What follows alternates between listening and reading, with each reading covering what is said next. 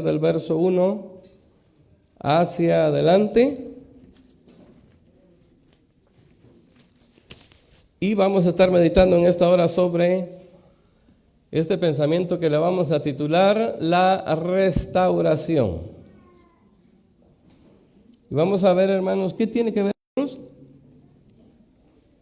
Vamos a ver qué dice la palabra de Dios.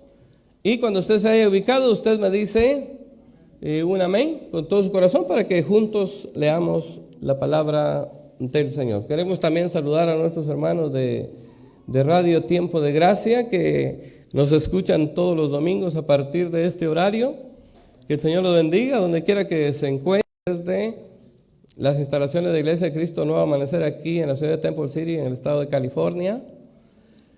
Igualmente también, hermanos, estamos con un proyecto donde vamos a estar saliendo, y yo creo que, no sé si estamos en directo ahora, pero vamos a estar saliendo para el área de San Miguel Chicaj, para allá, para Salamá, a través de Radio Visión 93.1, llegando a todas aquellas aldeas de allá del área de San Miguel Chicaj y sus alrededores. Así de que estemos orando por esos proyectos, porque seguramente van a traer, hermanos, bendición. Bien, pero ¿qué le decimos a nuestros hermanos de la página, hermanos de Iglesia de Cristo Nuevo Amanecer, que siempre están pendientes de las transmisiones? Que el Señor los bendiga donde quiera que se encuentren. Le enviamos un fuerte abrazo. Bien, dice así la Biblia, al verso 8, dice así la palabra del Señor.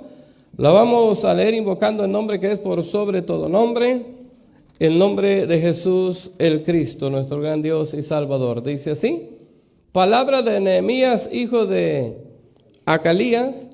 Aconteció en el mes de Quisleu, en el año 20, estando yo en Susa, capital del reino, oiga esto, que vino Ananí, uno de mis hermanos, con algunos varones de Judá, y les pregunté por los judíos que habían escapado, oiga esto, que habían quedado de la cautividad, y por Jerusalén, por la ciudad. Y me dijeron: el remanente, los que quedaron de la cautividad ahí en la provincia, están en gran mal y afrenta, y el muro de Jerusalén derribado y sus puertas quemadas a fuego.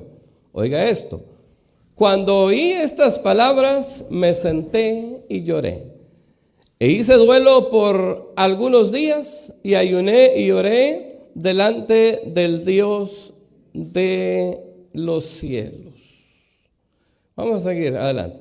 Y dije: te ruego, oh Señor, Dios de los cielos, fuerte, grande y temible, que guarda el pacto y la misericordia a los que le aman y guardan sus mandamientos, y abiertos tus ojos para oír la oración de tu siervo, que hago ahora delante de ti día y noche por los hijos de Israel, tus siervos, y confieso los pecados de los hijos de Israel que hemos cometido contra ti. Sí, yo y la casa de mi padre hemos pecado. En extremo nos hemos corrompido contra ti, y no hemos guardado los mandamientos. Verso 8. Acuérdate ahora de la palabra que diste a Moisés tu siervo, diciendo: si vosotros pecareis, yo dispersaré por los pueblos. Que el Señor añada bendición a su palabra. Tome su lugar y vamos a preparar nuestro corazón. Vamos hoy, hermanos, a meditar sobre este pensamiento que le vamos a titular, gracias, la restauración. Para empezar, vamos a ver qué es una restauración en el contexto que hoy vamos a estar leyendo la palabra de Dios. Restauración quiere decir restablecimiento del régimen de la autoridad que había sido sustituido por otro. Restablecimiento del régimen de la autoridad que había sustituido por otro, que había sido sustituido por otro. Eso es restauración. Cuando hablamos de restauración en el pueblo de Dios o en la iglesia, estamos hablando entonces de la restauración de un régimen de autoridad que había sido establecido con un propósito antes, en el inicio o el comienzo de la creación de Dios y también el pueblo del Señor.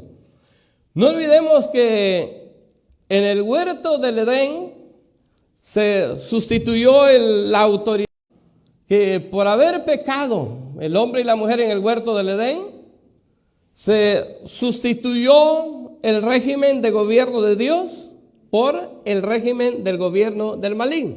Por eso Dios los expulsó, porque Él dijo: no puedo dejar a la creación en el lugar, la casa que he creado para ellos, así bajo el gobierno de mi adversario tengo que sacarlos. Y usted sabe la historia.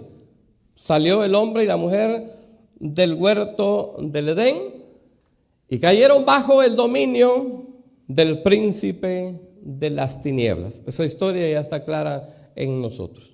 Pero cuando hablamos entonces de la restauración de ese gobierno, debemos siempre tener en cuenta que la iglesia, hermanos amados, es una entidad de autoridad del reino de Dios en la tierra. Eso es la iglesia de Dios, la iglesia de Cristo. Religiones, hemos visto cómo un hombre se pasa de una religión a otra, sigue viviendo la misma vida, no hay ningún efecto espiritual en su vida, porque sencillamente se cambia de religión. Pero esa costumbre también nos ha afectado a nosotros. Aun cuando entramos en la dimensión de iglesia, en esa dimensión de autoridad de Dios en la tierra, también nos afecta eso de que estamos acostumbrados a una religión. Y de repente vemos a la iglesia como una religión más. Acepto a Cristo, comienzo a congregarme y es todo. Ya no hay nada más que hacer. Me dedico a hacer mis cosas por ahí, mis negocios. Me dedico a vivir mi vida. Solo voy a cumplir con estar en la iglesia. Voy a servir ahí también en la iglesia, pero es todo. Sin embargo, cuando vemos a la iglesia desde la perspectiva de la Biblia, que es la realidad, por ejemplo, no vaya, pero dice Colosenses capítulo 2, verso 15, y despojando a los principados y a las potestades, los exhibió públicamente, triunfando sobre ellos en la cruz. Oiga, triunfando sobre ellos. Cristo triunfando, dice, sobre el reino de las tinieblas, los despojó y los exhibió públicamente, dando un testimonio público en la cruz de que Él está retomando la autoridad. Y se la está dando a la iglesia, en Efesios capítulo 1, verso 22. Y sometió todas las cosas bajo sus pies y lo dio por cabeza sobre todas las cosas a la iglesia, la cual es su cuerpo, la plenitud de aquel que todo lo llena en todo. ¿Sí comprendemos esa parte? La iglesia es una autoridad, diga que tiene a su lado, pero ¿cómo anda de autoridad? Pregúnteselo con convicción. ¿Cómo estamos de autoridad? Porque eso es la iglesia. La iglesia es autoridad de Dios en la tierra. Cristo dice la historia que Él asciende, dice, corporalmente en aquel cuerpo glorificado, dice que Él asciende. Pero cuando Él asciende, Él deja a su iglesia como su representante en la tierra. Y cuando Él dijo, toda autoridad me es dada en el cielo, en la tierra y debajo de la tierra, sustentó esa autoridad en su iglesia, o en nosotros pues. Pero para nosotros eso como que es mucho, ¿verdad, hermano? No, a mí mejor denme eso de tal vez de allá de las mandas, de las limpias. Eso sí es para mí, ¿verdad? Es lo más fácil de creerlo, de aceptarlo, de asumirlo, de apoderarlo. Pero autoridad de Dios, autoridad del reino sobre nosotros, nos cuesta creerlo. Nos cuesta creerlo, porque nosotros no estamos acostumbrados a eso. Si hablamos de Israel, si hablamos de los judíos, presenciaron cómo el mar se abrió en dos. Miraron la gloria de Dios. Y entonces para ellos ser autoridad de Dios en la tierra es fácil creerlo, porque han tenido experiencias con Dios que han marcado su vida. Ahora nosotros, diga que está a su lado, nosotros tenemos que aprender a vivir en el reino de Dios. ¿Cuántos hemos venido de Centroamérica? Varios hemos venido de allá de los países de Centroamérica. Y cuando entramos a esta gran nación, tenemos que empezar de cero, ¿verdad? Allá nos comíamos el banano y tirábamos las cáscaras por allá, ¿verdad? ¿Se recuerda? Allá juntábamos la basura el fin de semana y le prendíamos fuego, ¿verdad? Así de tranquilos. Venimos a esta gran nación donde hay un gobierno estricto, donde hay leyes, donde hay formas de vivir, y comenzamos a aprender a adaptarnos a la vida de esta nación. Pues en el reino es lo mismo. Tenemos que aprender a adaptarnos, aprender a... Es increíble ver cuánta gente, mi estimado, vive como que no fuera la iglesia. Muy alto porcentaje de gente, mi estimado, vive como que no fuera la iglesia. Es decir, pues, no tienen los beneficios que Cristo ha dicho que tiene que tener su iglesia. Y hay tanta gente padeciendo. Hay tanta gente tan extraviada de la verdad que lo único que tienen es dinero, riquezas. Porque les han enseñado a hacer las riquezas. Les han enseñado cómo buscar solamente el lado económico. Solo cómo buscar la economía del reino de Dios, y la han tenido. La han tenido. Porque solo eso es lo que tienen. Pero si miramos la vida de mucha gente que tiene solamente la economía, nos damos cuenta que realmente no tienen autoridad sobre lo que es el pecado, que es lo que nos destruye. Porque diga que tiene a su lado, el pecado es lo que nosotros debemos estar conscientes que estamos combatiendo, ¿verdad? Porque el pecado es el cáncer, el pecado es la lepra, pecado es todo aquello que va contra la voluntad de Dios. Llámese formas de vivir, llámese prácticas, llámese cualquier otra cosa que vaya en contra de los mandamientos de Dios, eso es pecado. Y hay gente que ha tenido la economía de Dios, pero no combate contra el pecado. Y al final solo eso van a tener en la vida. Pero la iglesia, cuando vemos, es una entidad que se somete a un proceso de restauración. Mire lo que dice la Biblia entonces. El verso 4 dice: cuando oí estas palabras me senté y lloré, e hice duelo por algunos días y ayuné y oré delante de Dios, delante del Dios de los cielos. Dios había dicho a su pueblo: si ustedes me obedecen, yo voy a hacer un vallado alrededor de ustedes. Si ustedes obedecen mis mandamientos, si ustedes caminan obedeciendo mis preceptos, mis estatutos, voy a hacer un vallado alrededor de ustedes y nada les va a hacer daño. Pero si ustedes desobedecen mis mandamientos, el Señor dijo, los voy a dispersar. El Señor dijo, lo único que voy a hacer es derribar los muros, abrir las puertas, y sus enemigos van a entrar y se los van a llevar cautivos. Y efectivamente eso pasó. El pueblo no tuvo conciencia de la magnitud de ofensa contra Dios. Vivían como querían. No se sentaban, no meditaban, no preguntaban, no ayunaban para que Dios les dijera cómo estaba su vida. No se sometían a un examen espiritual para que Dios hablara a sus conciencias cómo vivían la vida. Y terminaron desobedeciendo al Señor, lo llevaron 70 años allá al cautiverio, a Babilonia. Pero me llama la atención que hay un hombre que nunca estuvo en la ciudad. Quizás nació en el cautiverio. Nunca había visitado tal vez la ciudad.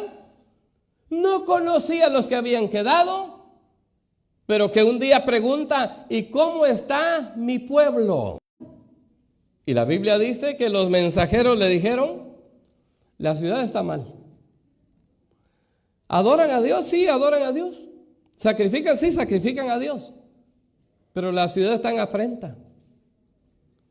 La ciudad está desfallecida. La ciudad no tiene muros ni tiene puertas. Y dice, vea lo que dice el verso 4. Cuando oí, verso 3, perdón.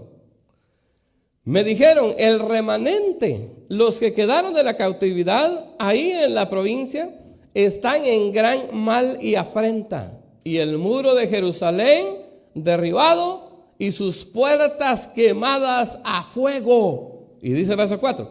Cuando oí estas palabras me senté y lloré. A mí me llamó la atención este hombre. ¿A cuánto les duele, hermanos, que sus vecinos, aquellos que se quedaron en México, Guatemala, Salvador, a cuánto les duele ver a sus paisanos que se ven por ahí en redes sociales cargando al ídolo y haciendo fiesta? ¿Va que no nos duele eso, hermano? Yo ya me vine, que miren cómo salen allá ellos, ¿verdad? Por rebeldes se los va a llevar la condenación. Y en eso que nosotros estuvimos ahí, algunos de ellos compañeros de escuela, compañeros de trabajo y algunos familiares. Pero este hombre no estuvo ahí en la capital, quizás nació allá en Babilonia, pero le dolió el corazón al ver el estado de la ciudad. Y dijo este hombre, cuando oyó las palabras, me senté y lloré. E hice duelo por algunos días y ayuné y oré delante del Dios de los... El resultado de no obedecer los mandamientos del Señor. Este es el trasfondo histórico para que tengamos una idea y poder ir viendo el mensaje. Fíjese bien esto.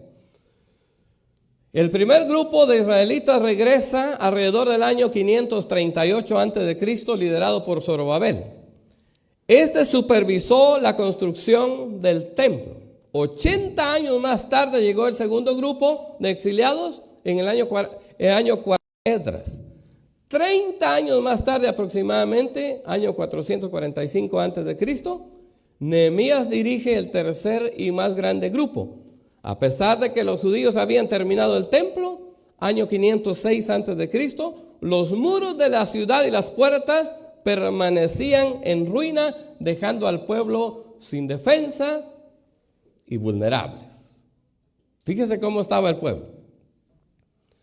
Habían ya construido templo, ¿verdad, hermanos? 2 grupos habían regresado de cautiverio. Habían escribas, habían sacerdotes, había sistema ceremonial, se había erigido el templo. Pero, ¿y los muros y las puertas? Dígale que tiene a su lado. Si te conformas con solo ser templo y morada del Espíritu Santo, muy malo, muy malo. No olvidemos que el templo tiene que estar resguardado por los muros y puertas. Dios siempre a su pueblo siempre le puso vallado. Siempre habían muros, siempre habían puertas. Los muros eran para detener el flujo de los enemigos. Las puertas eran para regular. A ver, ¿a quién dejo entrar? ¿A quién no dejo entrar? Una ciudad sin muros y sin puertas, mi estimado, cualquiera la visita, hasta La Llorona. ¿Puedes darle gloria al Señor con todo el corazón?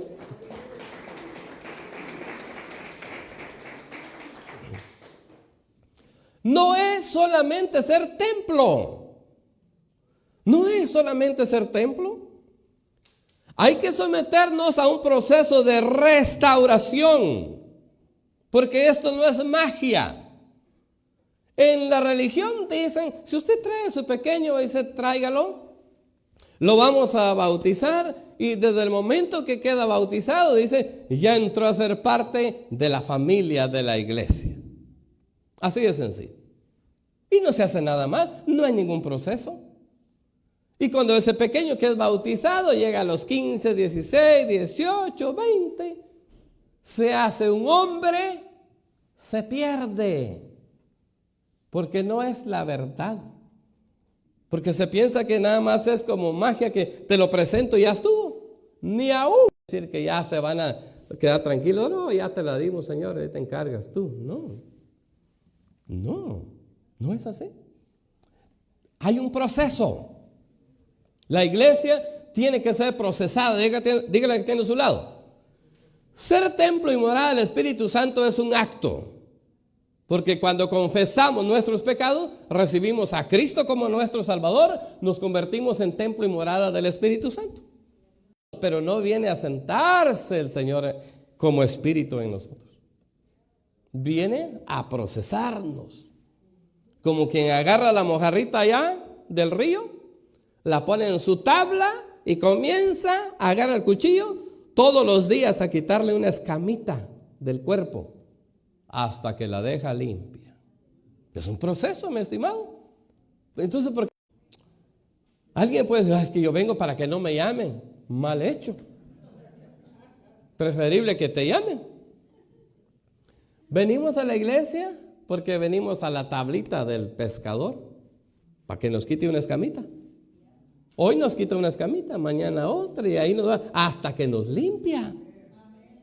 Y te tengo una mala noticia: después de limpiarnos, nos volvemos a ensuciar otra vez. Y vuelve a empezar otra vez. Es un proceso. Al fin, ese es algo.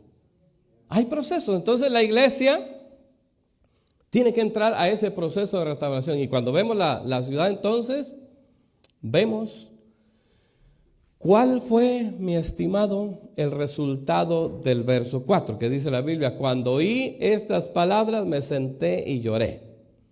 E hice duelo por algunos días y ayuné y oré delante del Dios de los cielos.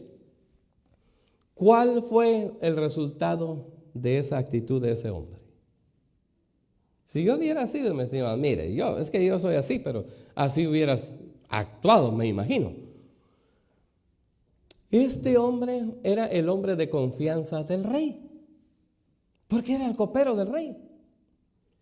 Y un copero era un hombre que estaba tan cerca del rey, que dice la historia que para poder servirle el vino al rey o la copa al rey, dice que el copero primero tenía que beber el vino.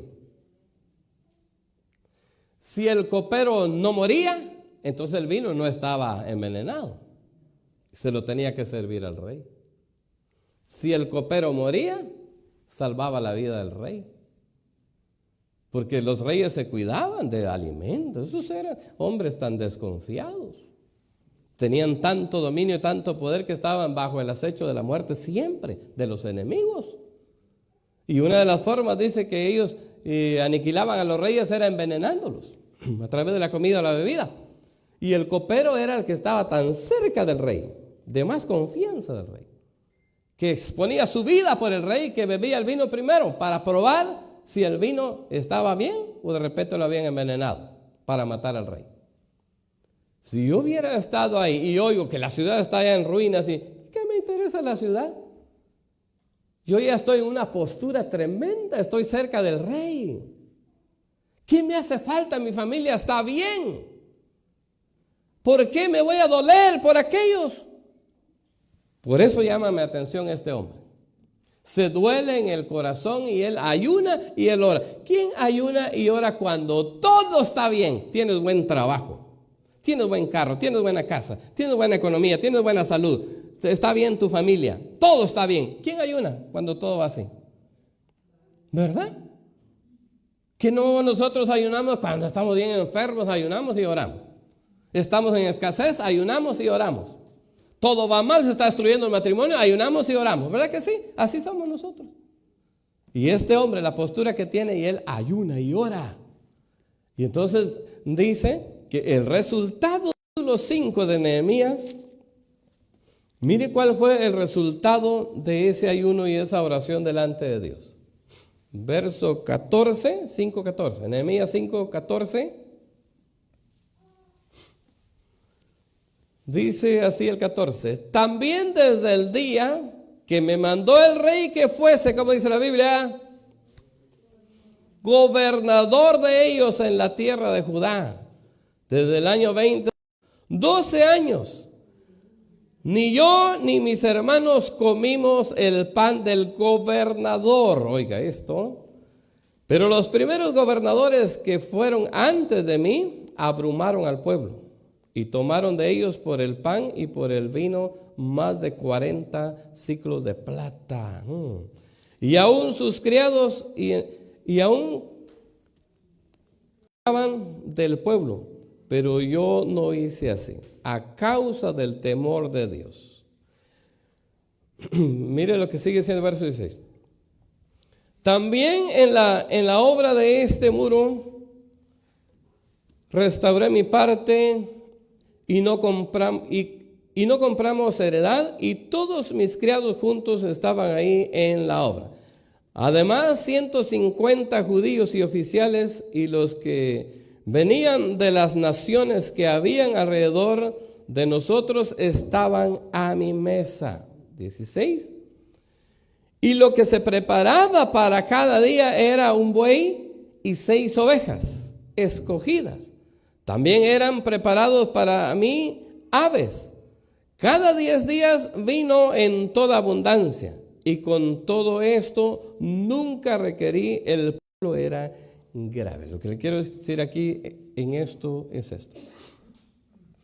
Lo primero, mi estimado, para entrar en el proceso de restauración, fíjese bien, es primero estar conscientes de nuestro estado.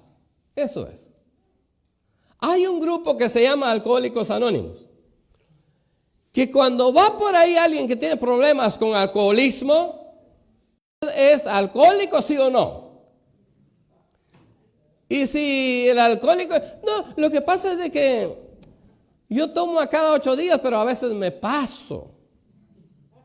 Pero a cada 8 días, entonces váyase, regrésese por donde vino, váyase. No lo reciben. No lo someten al proceso de restauración, porque no tiene conciencia de su estado. Lo primero es estar consciente de nuestro estado. ¿Cómo está nuestra vida? ¿Cómo está nuestra familia? ¿Cómo está nuestra vida espiritual? No se trata de sobrellevarla. No se trata de conformarnos. No se trata de que nos tengan lástima. No. Se trata de ejercer lo que nos corresponde a nosotros. Se trata de recibir lo que Cristo ganó por nosotros en la cruz del Calvario y que nos pertenece. A mí me pertenece autoridad para guiar mi casa. Eso es mío. Eso es mío. Me lo dio el Señor y yo lo tengo que ejercer. Y esa autoridad me tiene que dar paz a mi corazón, porque mi familia tiene que estar bien. No por mí, por la promesa de Cristo. Mis finanzas tienen que estar bien. No porque me lo merezca, no porque sea muy hábil, muy diestro. Tantas cosas, mi estimado, que son nuestras, pero que la iglesia no la recibe.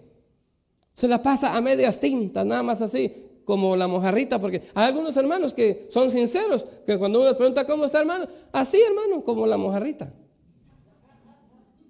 Así para acá, no, hermano.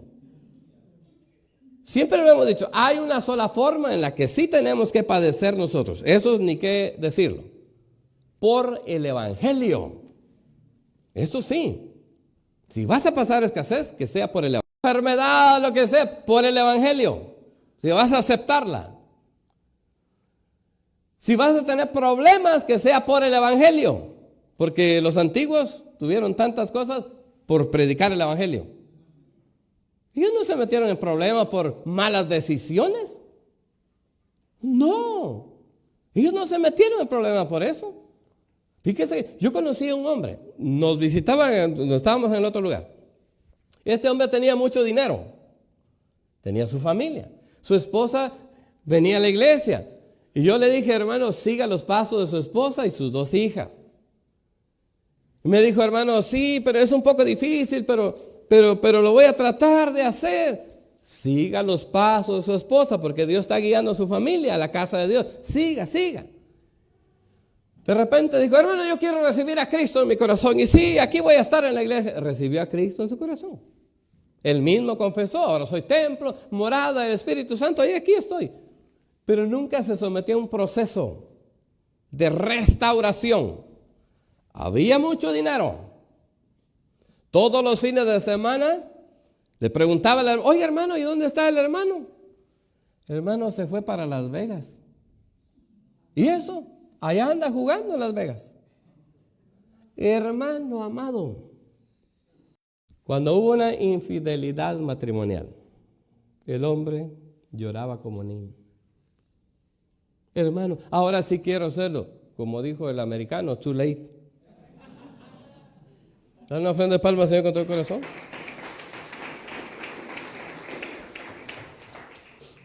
Ni modo. Le dije, si de veras quiere seguir a Cristo y quiere restaurar su vida, siga solo.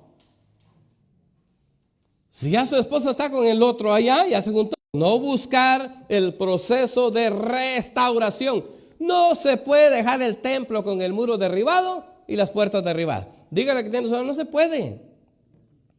Tienes que restaurar los muros, tienes que restaurar las puertas. Y cuando vemos esto, si usted mira, la Biblia dice, el resultado del ayuno de la oración fue, te doy autoridad.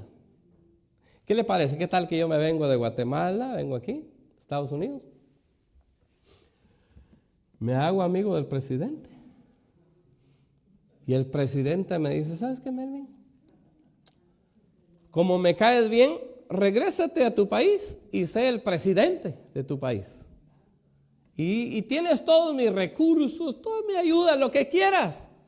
Gobierna porque esa región es conquistada por nosotros. Te mando como presidente. Imagínese, hermano, ¿qué voy a hacer yo allá? Amistad del gobierno con autoridad. ¿Qué no voy a hacer, hermano? Todos los recursos necesarios.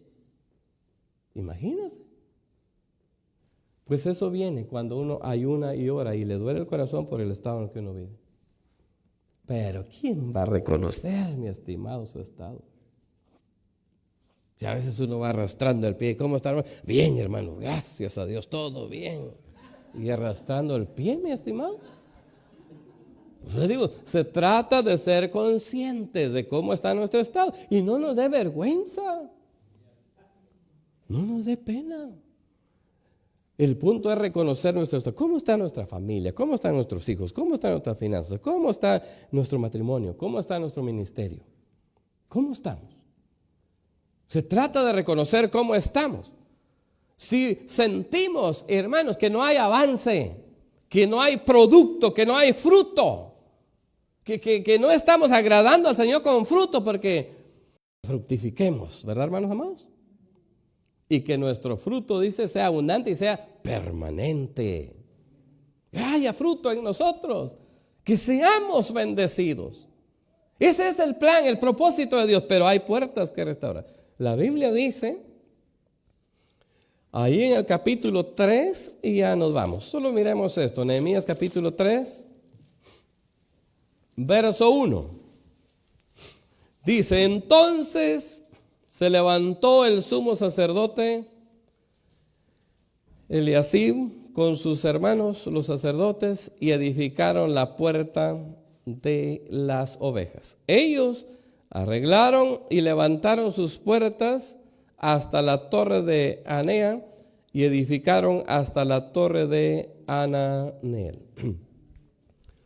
La primera puerta, fíjese bien, que se restaura es la puerta de las ovejas. Nehemías, el restaurador, que los teólogos dicen que es un tipo de Cristo, porque así dijo el profeta que sería llamado Cristo reparador de portillos, ¿verdad? Reparador de muros. Lo primero que restaura el restaurador es la puerta de las ovejas. ¿Qué tiene que ver eso con nosotros? ¿Cuál es la tipología de la puerta de las ovejas? Esta puerta tiene que ver con asumir nuestra postura de sumisión. Tiene que ver. Pregúntale que tiene a su lado, ¿eres oveja del Señor? Si le dijo sí, concientiza sobre esto. Las ovejas, Salmo 23, David dice, el Señor es mi pastor, y él está haciendo una alusión al acto de un pastor y las ovejas en el tiempo antiguo. El pastor agarraba una oveja, o la compraba, o nacía en su redil, o si la compraba, pero cuando la oveja entraba al redil, la oveja ya no salía del redil, era del pastor. En la mañana, el pastor sacaba las ovejas, hablaba, y la oveja oía la voz del pastor. Se familiarizaba con la voz de su pastor. Oía la voz del pastor. Salía. La llevaba a los pastos verdes. Alrededor del rebaño, todos los perros ovejeros. El pastor pastoreando a las ovejas, todos los perros ovejeros alrededor del rebaño, donde no podía entrar ni un oso, ningún león, nada podía entrar. La llevaba a las aguas tranquilas, las aguas cristalinas, bebía, la regresaba al aprisco. En el aprisco gozaba de la protección del frío. Había techo, había, llámese calefacción pues ahí porque estaba tapado, no había frío. La oveja no iba a ningún lado, era oveja. Pregúntale que tiene a su lado, ¿debería ser esa oveja del Señor? Porque en el rebaño habían cabritos también. Y los cabritos, el pastor sabía y él decía, pues, las ovejas no tengo ningún problema. Las ovejas tienen la necesidad de sentir el hombro de la otra oveja. Por eso siempre anda la bolita y siempre andan pegados ahí, porque es una necesidad interna de la oveja. Pegada al rebaño siempre, no se desprenden, no se desapartan. Pero él decía, al cabrito le tengo que poner una campanita. Porque el cabrito tiene la característica de que no le gusta estar junto al rebaño. El cabrito le gusta alejarse del rebaño. Se va a dar su vuelta por allá, después regresa. Se va, ni cuenta se da el pastor cuando se va, pero ya le puso la campanita. Y entonces con la campanita, a la hora de saber dónde anda, solamente pone atención a ver dónde está sonando la campanita. Y ya decía el pastor, ya están aquí arriba ese cabrito. Vayan, échenle los perros. El cabrito todo mordido al rebaño. Porque para eso eran los perros ovejeros, entrenados para hacer ese trabajo. Hacían un trabajo los perros ovejeros y venían al rebaño. Ahorita que me acuerdo, hay aplicaciones, Facebook, YouTube, que tienen una campanita, que son notificaciones. Y allá se ve el hermano transmitiendo de allá, sabe dónde anda transmitiendo, pero aparece la campanita y ya el pastor sabe dónde anda el cabrito. ¿De dónde de palmas, Señor, con todo el corazón?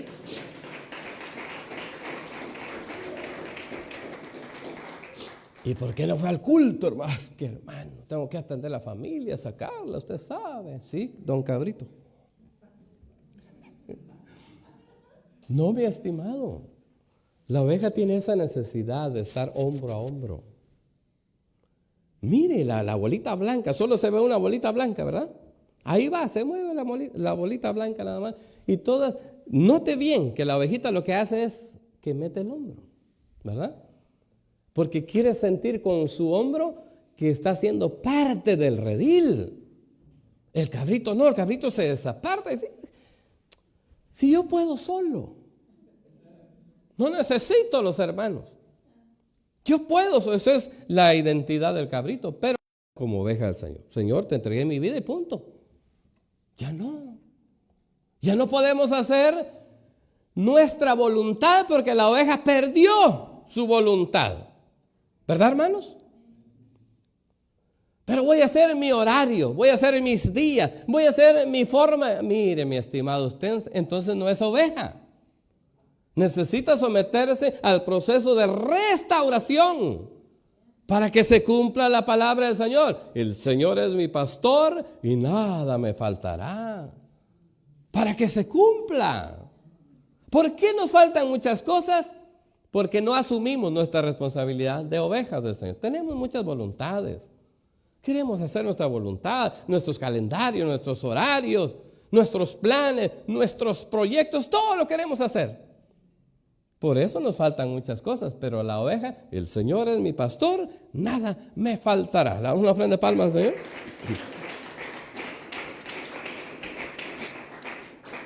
La otra puerta que se restauró enseguida fue en Nehemías capítulo 3, verso 3. Los hijos de Sena edificaron la puerta del pescado. Ellos la enmaderaron y la levantaron, y levantaron sus puertas con sus cerraduras y sus cerrojos. La puerta del pescado tiene que ver con nuestra responsabilidad de comunicar el evangelio. Dígale que tiene a su lado. Te cuento que te dieron una gran responsabilidad: anunciar el evangelio.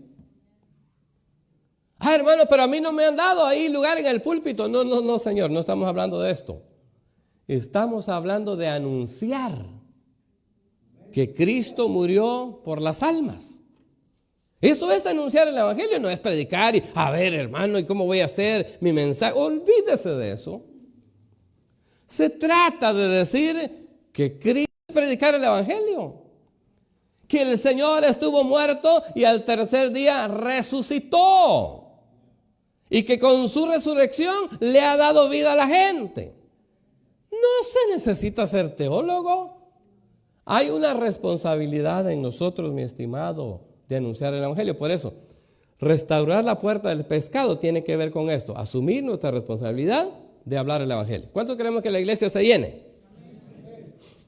Queremos que la iglesia se llene. ¿Cuántos queremos conquistar del monte a las naciones? Queremos hacerlo, pero hay que asumir responsabilidad con la restauración de la puerta del pescado. Eso es, hay que asumir la responsabilidad que el Señor nos ha dado. No vaya para allá, pero Mateo capítulo 4, verso 19 dice: y les dijo: venid en pos de mí y os haré pescadores de hombres. Ellos entonces, dejando al instante sus redes, le siguieron. Dejaron sus intereses personales por asumir los intereses del reino de Dios.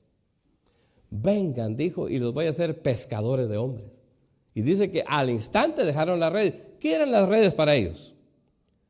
Su propósito, su medio de sustento, su trabajo, su dedicación, su esfuerzo, su empeño, su anhelo, su meta. Al instante dejaron todo, siguieron al Señor. Es que cuando el Señor pone su mirada en nosotros, hermano amado, nos rescata a nosotros, ya perdimos toda voluntad. Y mi casita, hermano, déjeselo al Señor. Si es su voluntad, le va a permitir. Y si no, estará rentando, mi estimado. ¿Y qué tiene? Pregunte cuánto cuesta restaurar, hermanos, una pipa o plomería o tanta cosa en una casa. Está carísimo, hermano. Mejor dejémosle, pues que lo hagan los dueños. Estimado, ya estamos en los tiempos finales. Ahora, si el Señor lo va a hacer, ni modo que digamos, no, gloria a Dios, pero que lo haga. Pero ya no quiero andarme y yo no voy a salir al buffet porque tengo que ahorrar para la casa. No, hombre. Ya no voy a comprar mi ropa porque tengo que ahorrar. No, cuando el Señor le dé la casa, le va a dar con todo. Le va a proveer. Tal vez le va a salir un negocio grande por ahí y de ahí va a sacar para adentro de la casa. Dios sabe. Si hay cosas que uno, hermano, las medita y cuando uno se da cuenta, ni siquiera cerca llegó el pensamiento de lo que Dios hizo. Así es el Señor. Sus planes, son maravillosos. Pero en 1 Corintios capítulo 9, verso 16 dice: pues bien que anuncio el evangelio. No tengo por qué gloriarme porque me es impuesta obligación. Diga conmigo, obligación. porque ay de mí, expresión de tristeza, angustia y juicio inminente. Hermano, ¿a poco el Señor me va a juzgar por no predicar el evangelio? Hermano, si es un mandamiento, ¿cómo no nos va a juzgar el Señor? Si Él dijo, id y predicar el evangelio, si Él dice que a la iglesia le dio el ministerio de la reconciliación, Dios en la iglesia, en Cristo, reconciliando al mundo con Él. ¿Juicio por eso? Claro que sí. Por eso el apóstol dice, ay de mí, si no anuncio el evangelio. Porque el apóstol se le apareció al Señor y lo comisionó personalmente. Pero si el que comisionó a Pablo es el mismo que nos llamó a nosotros y nos ha comisionado como iglesia también. Así es. Pero para nosotros esa puerta, hay que se quede esa puerta derribada. Por eso no vienen las bendiciones del Señor.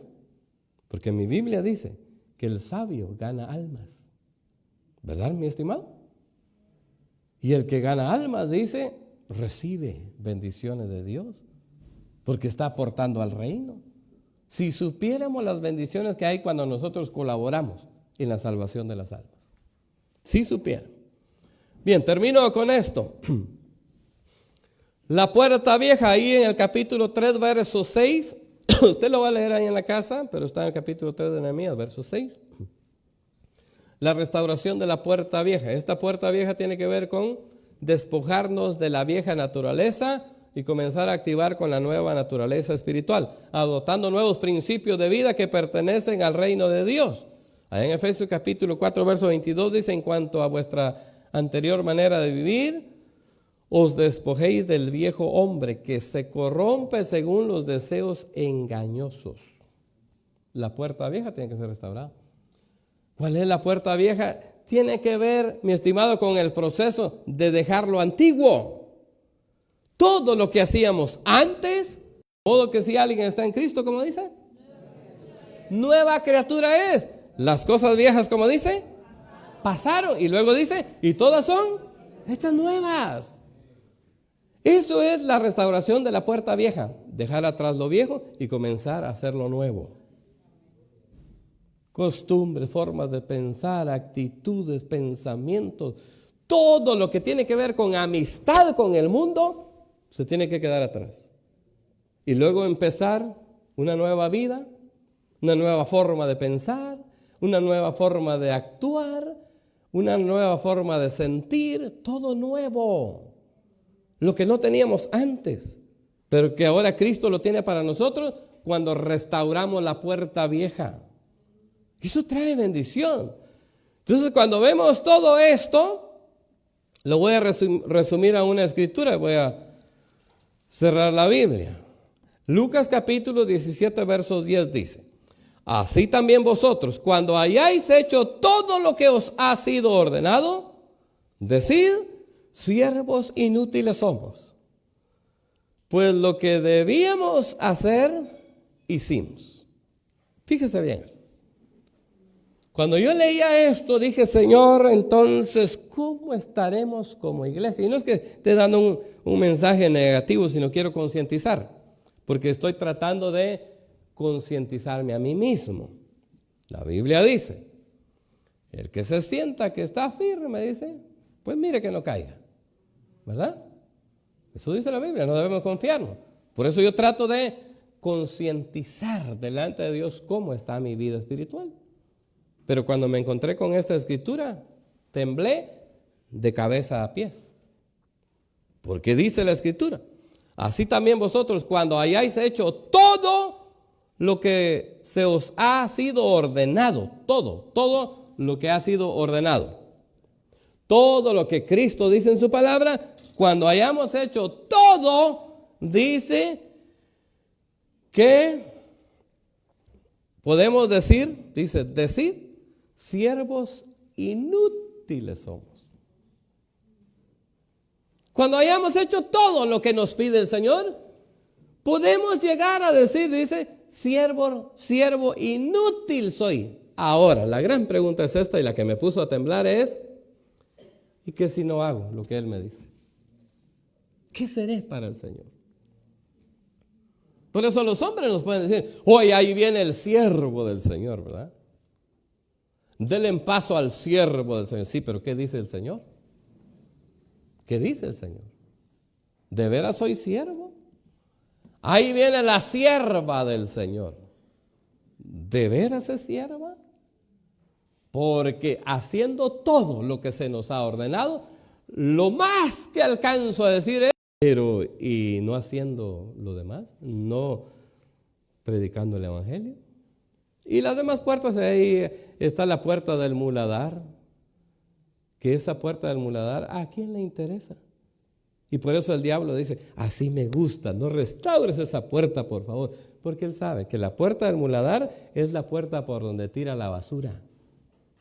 Los desechos, por donde tira todos los desechos, la basura, en nuestro corazón. Por eso la puerta del muladar, que era la puerta del basurero, esa tiene que ser cerrada. Porque el diablo ahí avienta toda su basura. Rencores, resentimientos, celos, iras, contiendas, maledicencias, un montón de cosas. Porque esa puerta también tiene que ser restaurada. Y ahí en su casa usted lea todas las puertas. Son 12 puertas que tienen que ser restauradas ahí. Y cada una de ellas tiene una tipología para nuestra vida espiritual. Con una ofrenda de palmas, Señor, con todo el corazón, pongamos sobre nuestros pies. Nos ponemos sobre nuestros pies, el altar está dispuesto.